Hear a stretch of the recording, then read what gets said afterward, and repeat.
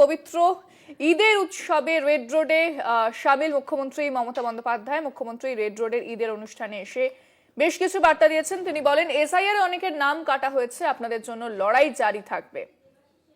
এ বিষয়ে বিস্তারিত জানবো। ফোনে রয়েছেন এই মুহূর্তে আমাদের প্রতিনিধি দেবাশিস সেনগুপ্ত। দেবাশিস, মুখ্যমন্ত্রী মমতা বন্দ্যোপাধ্যায় রেড রোডে ঈদের অনুষ্ঠানে সামিল হয়েছিলেন, কি কি বার্তা দিয়েছেন তিনি সেখানে?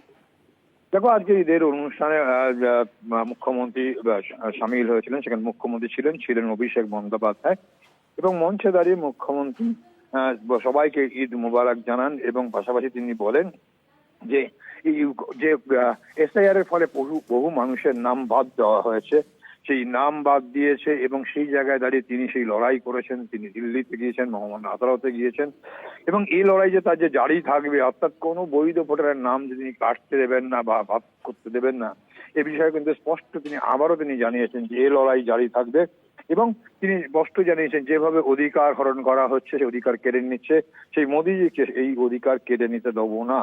এবং সেক্ষেত্রে সমালোচনা করেন বলে যে তাদের দুবাইতে একরকম তাদের মনোভাব, ভারতে এসে তারা আবার লোকের নাম কাটছে, এমনটাই কিন্তু গুড়িয়ে কেন্দ্রীয় সরকারকে রীতিমতো কিন্তু তোপ দাগলেন এবং প্রকারান্তে প্রেসিডেন্ট রুল চলছে, এখানে রাষ্ট্রপতি আইন চালানো হচ্ছে এবং বিজেপি চোর এবং ডাকাতের পার্টি, এমনটা কিন্তু স্পষ্ট ভাবে তিনি জানিয়েছেন।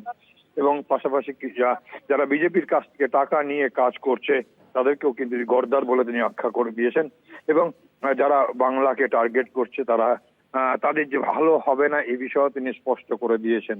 এর পাশাপাশি অভিষেক বন্দ্যোপাধ্যায় কিন্তু সকলকে ঈদের শুভেচ্ছা জানিয়েছেন এবং এই পাশাপাশি এই এক মাস ধরে রোজা রেখার যে কারণ, যে মানুষের যে ইনসানিয়াত তৈরি করা, তার জন্য সবাইকে একসাথে চলতে হবে এবং বাংলার সংস্কৃতি হচ্ছে সবাইকে একসঙ্গে নিয়ে যারা ভাই ভাইয়ের মধ্যে যারা লড়াই লাগানোর চেষ্টা করছে এবং সেক্ষেত্রে তিনি বলেছেন যদি গলাও কেটে দেয় তারাও কিন্তু আলাদা করতে পারবে না।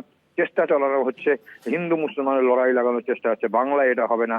আর সারা দেশ যে বিপদের মধ্যে রয়েছে এবং বাংলায় আমরা সবাই একসাথে চলবো, এই বার্তা কিন্তু সম্প্রীতির বার্তা দিয়েছেন আজকে ঈদের এই মঞ্চ থেকে।